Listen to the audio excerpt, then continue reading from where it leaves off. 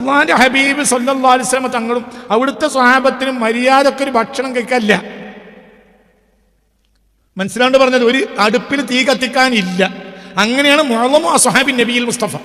കാരണം റസൂലുള്ള പട്ടിണി കിടന്നിട്ട് പോലും തിന്നൂലല്ലോ, അവനോടിയില്ല.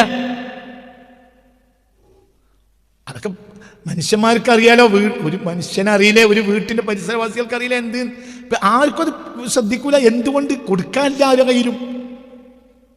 പിന്നെ എൻ്റെ എവിടുന്നെങ്കിലും വല്ല കാരൊക്കെ കിട്ടും, എവിടുന്നെങ്കിലും കുറച്ച് ഒട്ടപ്പാൽ ആരെങ്കിലും കൊടുത്തേക്കും, അതാണ് ഉച്ചക്ക് കുടിക്കുക. അതുമില്ല. തസഹറു തസഹറു തസഹറു, നിങ്ങൾ അത്താഴം കഴിക്കണമെന്ന് മുഹമ്മദ് മുസ്തഫ. എന്തുകൊണ്ടെന്ന് ചോദ്യത്തിന് മറുപടി അവലോപിച്ചു റാത്തിമായി.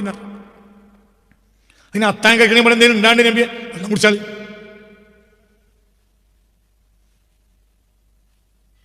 നിങ്ങൾക്ക് പറഞ്ഞത് മനസ്സിലായില്ലേ? നമ്മളെ പുതിയാപ്പിള തക്കാലം നൽകി നടക്കുന്ന അതിനു വേണ്ടി ഉണ്ടാക്കിയ ഹദീസല്ലത്. തസഹറു, നിങ്ങൾ അത്താഴം കഴിക്കുവീൻ. അതിനിവിടെ തള്ളു നബിയെ എന്ന ചോദ്യത്തിന്റെ സാങ്കല്പികമായ ചോദ്യത്തിന്റെ മറുപടിയാണ് വലോബിജുറാത്തിമായിൻ. മന്തി ഉണ്ടായിട്ട് വെള്ളം കുടിക്കല്ല, ഒന്നുമില്ലല്ലോ. പിന്നെ എന്തുകൊണ്ട്? വെള്ളം ഇല്ലേ, ചോലയിൽ വെള്ളല്ലേ, അതൊന്ന് കുടിച്ചാൽ നിങ്ങൾക്ക് പറഞ്ഞത് മനസ്സിലായില്ലേ?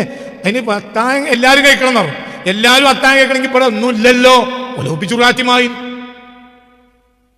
മദീന എന്ന് പറഞ്ഞാൽ കാർഷിക ഭൂമിയാണ്. അപ്പൊ അവിടെ ഇവിടെയൊക്കെ എന്തുണ്ടാവും? ചോലവെള്ളം ഉണ്ടാവും കുഴിയിൽ. അള്ളാന്റെ ഹബീബ് വരെ ചോലവെള്ളം ഏറ്റിക്കൊണ്ടെന്ന് ഹദീസുൽ ഷരീഫിൽ കാണാം. മനസ്സിലായില്ല? വീട്ടിലേക്ക് വെള്ളം ചോല വഴി പോയിട്ട് ചോലയിൽ നിന്ന് ചുമന്നുകൊണ്ട് മുത്തുനബി അടക്കം സ്വല്ലല്ലാഹു അലൈഹി വസല്ലം. അപ്പൊ എല്ലാ വീട്ടിലും ഈ പച്ചവെള്ളം ഉണ്ടാവും. കാരക്ക വരെ എല്ലാ വീട്ടിലും ഉണ്ടാവില്ല. നവൽച്ചോള കാരക്ക തിന്നോളീന്നല്ലല്ലോ ഹദീസിലുള്ളത്. ഒരു മുറുക്ക് വെള്ളമെങ്കിലും കുടിച്ചോളി. അതില്ല എന്ന് പറയാൻ പറ്റൂല, അത് മദീനയിലുണ്ട്.